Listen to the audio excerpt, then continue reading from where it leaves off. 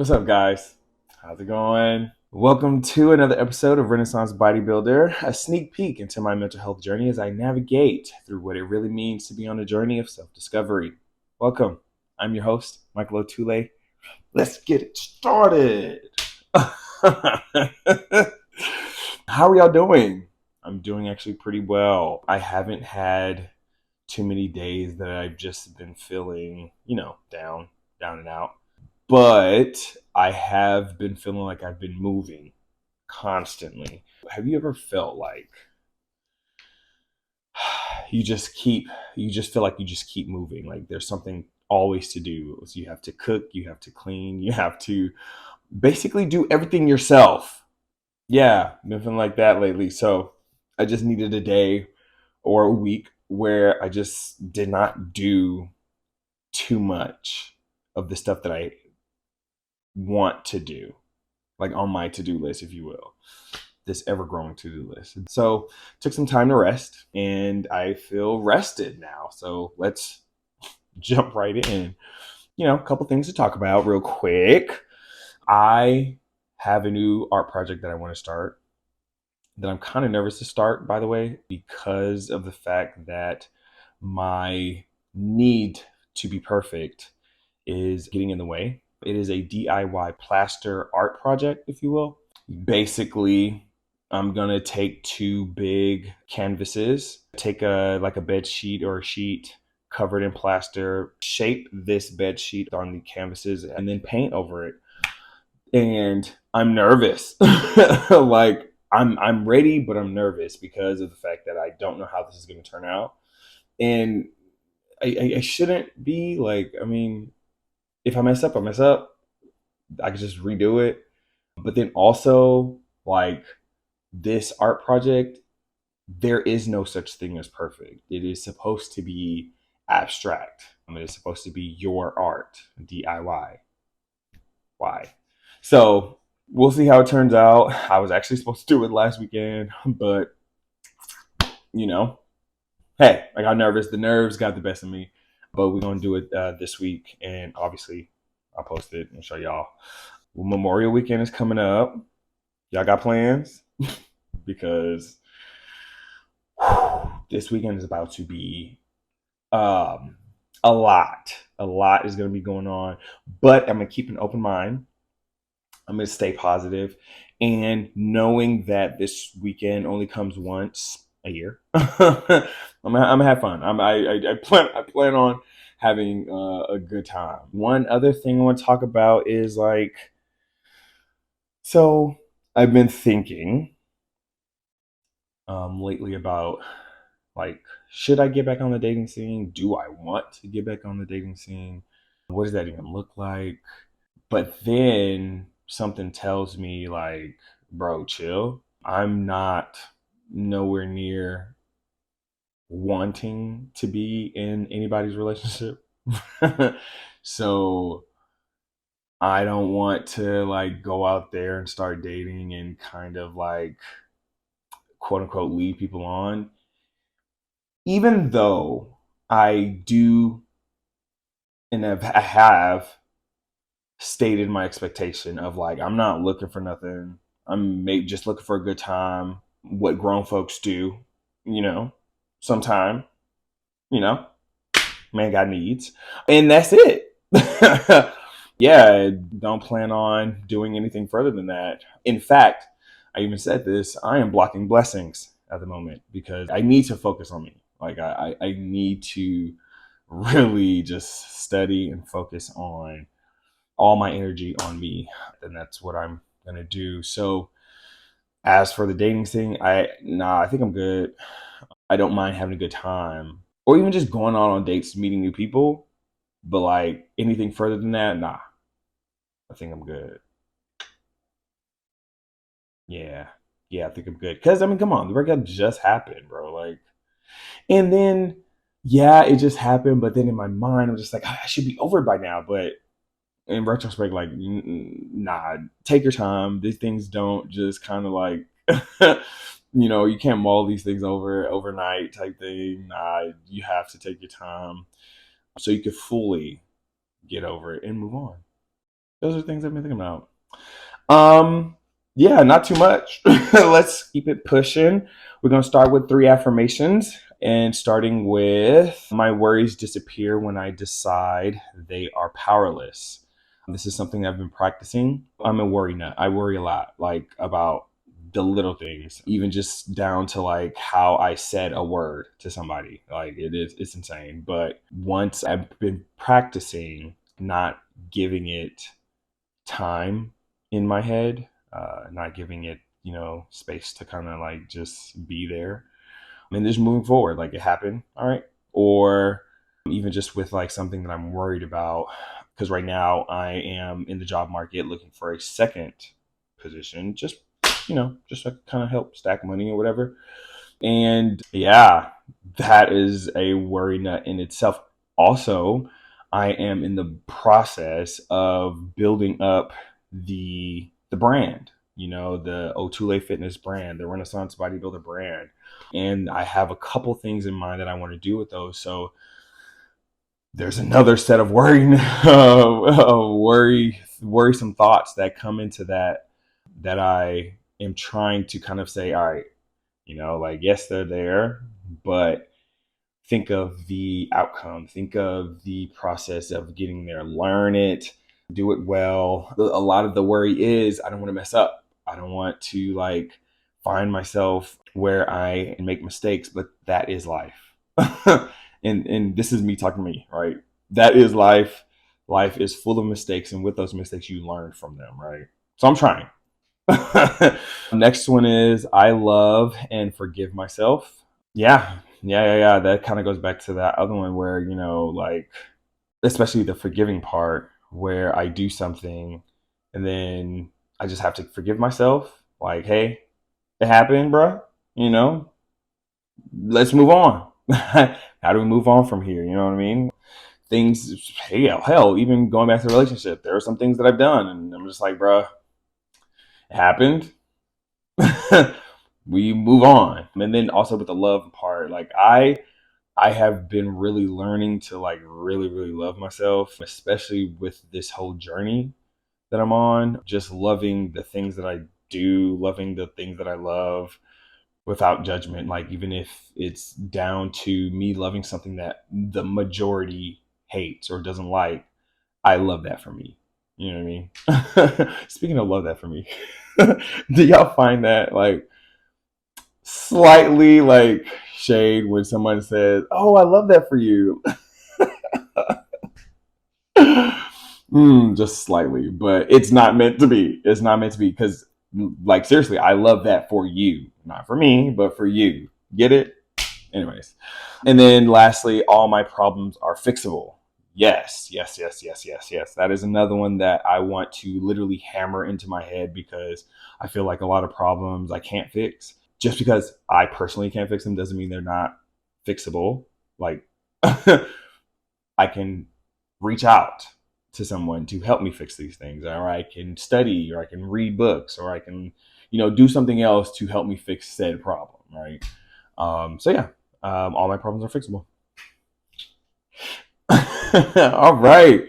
Now let's jump into practicing self-awareness. When I was thinking about the notes for the show, I was also thinking about like, is everyone else on like a self love journey, or did everyone go through a journey? I wonder because I feel like one, it is imperative to be on said journey to kind of learn yourself, and then saying it's a journey means that there's an end. Is there an end to learning yourself? I don't know, because but then I think about those people that say, "Oh, I know myself. Like I'm good. Like I'm stuck in my ways. Blah." I'm just like, then do I want to be one of those people? Like, do I want to be ever say I know myself completely, and I know I'm not going to do this. I know I want to do this. I know and does that leave room for me to learn more? I can say, though, that I have witnessed self awareness being a very rare skill that a lot of people in general have. Um, and it's funny that you could tell who is very self aware and who isn't. I could definitely say I wasn't, especially starting out in, I guess you could say, the gay community, because again, I grew up quote unquote straight, and when I decided to like just come out and be my full self, there was a lot of things that I still needed to learn within the gay community, how to move, how to talk to people. Yes, I know, just talk, move and talk regular, right? Cool. But there is a game that that is played silently, but it's played, that I'm still learning. But that comes with trying to learn myself, learning how I would act in certain situations. Is this deemed okay to act said way? What do my friends think about me acting said way? These are all obviously a form of me being self aware, or me trying to be self aware. I want to answer these questions the way I would see them, right? That is a form of being self aware. Do I consider myself a self aware person? Yeah, I would say for the most part. Is there room for improvement? Hell yeah. Absolutely. There is definitely room for improvement, which is why I feel like I'm always like reading up on articles or trying to find like another self help book. Not too much on self help, just because after a while it can low key be redundant, but I do want or need improvement. With that being said, I want to jump into what self awareness means and what are some of the ways that help you or even me. So let's jump right in. This one, I'm going to be reading an article from betterup.com called What is Self-Awareness and How to Develop It by Elizabeth Perry. Okay, let's start with what she defines as self-awareness. Self-awareness is defined as conscious knowledge of one's own character, feelings, motives, and desires, according to Oxford Language. Psychologists Sherry Duvall and Robert Wicklin proposed this definition. Self-awareness is the ability to focus on yourself and how your actions, thoughts, and emotions do or don't align with your internal standards. If you're highly self-aware, you can objectively evaluate yourself, manage your emotions, align your behavior with your values, and understand correctly how others perceive you, which is something that I for the most part, I can understand or see how people perceive me, but there's still like a big, large crowd that when they come up to me, it's like, oh, I thought you was stuck up. Oh, I thought you was like all, all into yourself. And, I'm just like, what? Not necessarily. Stuff like that. It's just a lot of questions that I do ask myself, which, boom, let's get into it. All right. So let's talk about how to become more self aware. A lot of it has to do with just asking yourself a lot of questions. I've realized that. And a lot of questions like what if? So some of the questions that she proposed was what were the, so say there was a situation that happened, right? And you're just kind of figure out like how you moved in this situation, what happened in this situation. Were you okay? Did everything, happen the way according to how you wanted it to? Stuff like that, right? So these are some of the questions that you would kind of ask yourself. What were the interpersonal dynamics in the room? What was I experiencing in my body at the time? What happened that caused me to go into my older story of not being good enough? And then what can I do to overcome my fear of speaking up? Yeah, that, especially that last one, I've asked myself a couple of times that question, especially like being in crowds and I see someone that, what is looks attractive, right? And I just did not say anything. And then I'm just like, why didn't you say anything? Was it because you were trying to impress somebody else or try to impress the crowd? Was it because you were nervous and you didn't know how to approach said person? Stuff like that. And then, however you answer those questions, this is where you can start when you're looking for, okay, what work do I need to be, do to be a better person or be more self-aware? This is where you can start by asking yourself those questions, and how you answer them, go from there. Some other ways is strengthening your brain by doing certain exercises. One of them is getting a perspective from obviously your friends. So again, pick a scenario, and then on one side of the column say, how I see myself, and then on the other side, how others see myself. And this is where you just go around, start asking your friends, your partner, your family members, just kind of like do a compare and contrast. Me and my friends do this a lot, where we just kind of say, all right, look, this happened. This is what I did. What do you think? Did I do something wrong? Did I do everything right? Even down to getting updates on the friendship. All right, how can I be a better friend to you? And what are the ways that I need to change? What are some of the things that I need to change to be a better friend? Stuff like that. These are the questions that you could start asking your friends and family members, just to kind of help your self-awareness. Because I promise you, some of the answers they give you, you're just like, oh, I thought I was doing that. I guess not. I guess I was only just doing that in my head. Another one, and this one I will always advocate for, is keeping a journal. And with a journal comes journal prompts. If you decide to journal in a actual journal, or whether you decide to journal in your phone through an app, there are journal prompts that you can always ask yourself. Some of the ones that she has here is, what did I do well today? What challenges did I face? What was I feeling? How did I respond? In retrospect, would I have responded differently? What strengths did I use to keep me focused on the best version of myself? And what is my intention for tomorrow? So for me, with journaling, I mean, and as I've said in in other episodes, I have many, many types of journals, but the two that I write in every single day is my feels journal and my daily journal. In my feels journal, I have questions basically that well, actually, I only have like three questions. One of them is, how do I feel? And I have like a list of emojis that I could just choose from, just depending on my mood that morning. And then I ask, why do you feel this way? And then I ask, how are you going to make today productive, or something like that. So yeah, then I write in that every morning. And then in the evening, before the day is up, I have some questions similar to the one she has here.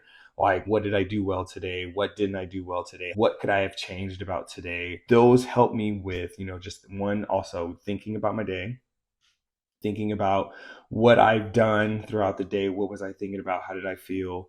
But it also, which I find very, very therapeutic, it helps me document my time here on Earth. I find it very, very beneficial to document your time here on Earth, whether it to be, to show your kids, and or just kind of help you know that, you are progressing in whatever that you want to do. You're progressing in life. Because, well, I know with using an app, depending on the day, it'll show me like, oh, you wrote 3 journals on this day. Sometimes I'll review them, like, because these are journals that I've written from over the years, and I would like to see my progress in my writing style and what I've done in my life. It's just a really cool way to document and see your progression in life. So I always will recommend journaling over anything. And then lastly, she has practice mindfulness, doing where you are really paying attention and focusing on what is happening around you in your surroundings and in your mind. So obviously this is where meditation comes into play. Practice deep breathing, name your surroundings, basically closing your eyes and just kind of saying, I'm in my room, I have my pictures here, this is picture is shaped like this is picture of this, and this reminds me of this, and then I have plants. I have this plant. This is my favorite plant. Why? Because this. You kind of just send yourself down like this question spiral. Then she has organize your space, feng shui, and then draw, paint, or listen to music. I added the listen to music part because I've been finding that lately listening to music has been another very, very therapeutic way of just kind of like letting my mind wander. I don't know about y'all, but for the long time when listening to music, I was more so just listening to the rhythm, the beat, the sound. That's what attracts me first. And then I would, slip in listening to the words later on. But this time I have been more so focusing on the words themselves. Like what are some of these artists saying, especially because, you remember back in the day when everybody was on this whole like, oh, artists are hiding words in their songs about like satanic stuff or, praising the devil, stuff like that, right? That didn't deter me from not from just not listening to the music. But in the sense, like, I am now listening to the words, and man, listening to the words and then comparing it to like what I'm going through, like or anything that I've gone through in my life, it just and yes, I know people have been doing this for years or for ages, but it just helps me connect. It helps me connect to the song. It makes me love the song even more. I'm just like, man, I love how she put those words that make sense. Anyways, but yeah, these are just a couple things that you could do to help you practice self-awareness. There are many, many, many, many more. I will definitely put this article in the show notes. What are some of the ways that you've been practicing self-awareness? I would definitely love to know. Let me know in the comments on Instagram, on social media, on YouTube. Definitely let me know. I kind of want to see what other people are doing. Boom. Practicing self-awareness. You see how I did that? Anyways, y'all, thank you for listening to another episode of Renaissance-Bodybuilder. Until next time, peace.